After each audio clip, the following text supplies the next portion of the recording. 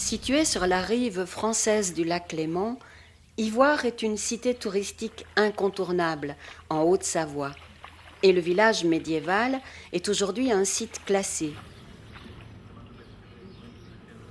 Tout au bout de sa pointe et dominant le lac, il reste embusqué derrière ces deux tours qui défendent ses deux entrées. On s'enfonce sous leur voûte à ogives et devant soi, c'est la pente raide des petites rues caillouteuses où se juxtaposent les maisons aux toits de grosses tuiles jaunes. Dans le bas, on trouve enfin le château commandant le port, un gros cube de pierre avec une terrasse, et sur ses murs guerriers s'allonge et flotte au vent la pacifique vigne vierge. La situation stratégique d'Ivoire, sentinelle du Léman, n'avait pas échappé au comte Amédée V le Grand, qui entreprit d'importants travaux de fortification à partir de 1306, en pleine guerre delphino-savoyarde.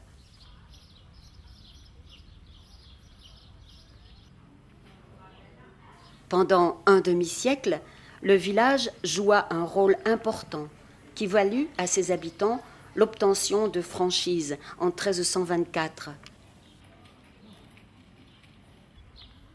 Le village sortira indemne des guerres du Moyen-Âge. Il subira par contre un dur assaut de la part des Genevois et des Français fin du XVIe siècle.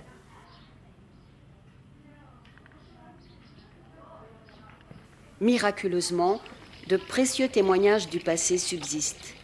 Remparts, fossés, portes et maisons qu'il convient de défendre contre la modernité afin que le rêve demeure.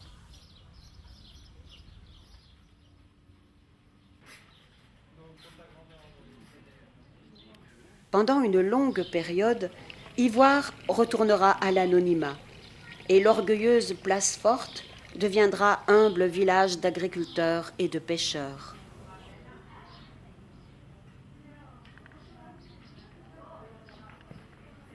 Les années 1950 marqueront le début d'une ère nouvelle, celle du tourisme et des fleurs.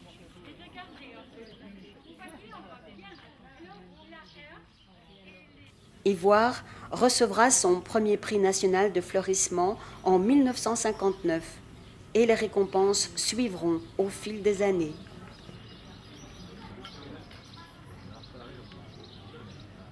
En 2002, le village a représenté la France au concours européen du fleurissement et a obtenu le trophée international des paysagistes et horticulteurs. Ivoire fait partie depuis 30 ans de la prestigieuse association des plus beaux villages de France.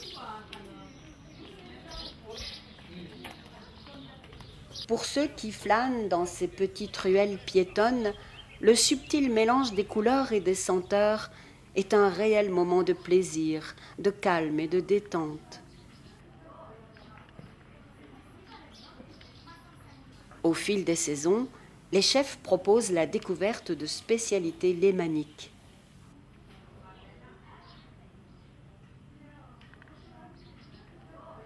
L'église d'Ivoire, dédiée à saint Pancrace, date du XIe siècle.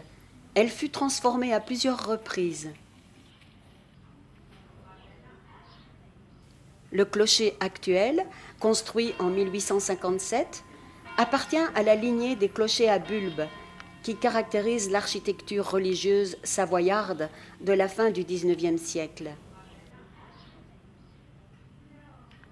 Initialement couvert de fer étamé, la municipalité a envisagé sa restauration dès 1983 pour lutter contre la rouille.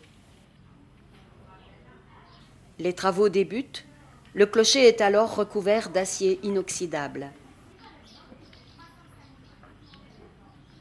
Le coq et la boule, situés à son sommet, sont couverts de feuilles d'or.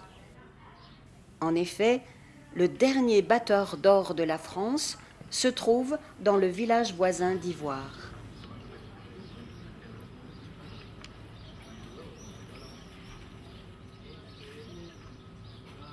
Le bourg reçoit la visite de nombreux admirateurs au beau jour, mais aussi celle plus confidentielle des amoureux de l'arrière-saison, quand les feuillages mordorés se reflètent dans les eaux lisses et argentées, ou même en hiver, quand la bise fait chanter les vieux murs et givre les berges du lac.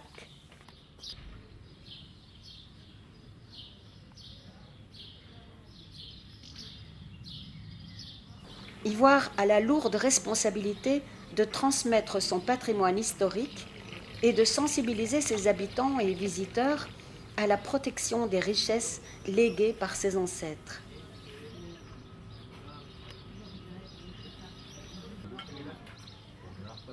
Aujourd'hui encore, la municipalité poursuit son combat afin de protéger et de conserver ses vestiges et de ne pas dénaturer le site dans sa globalité.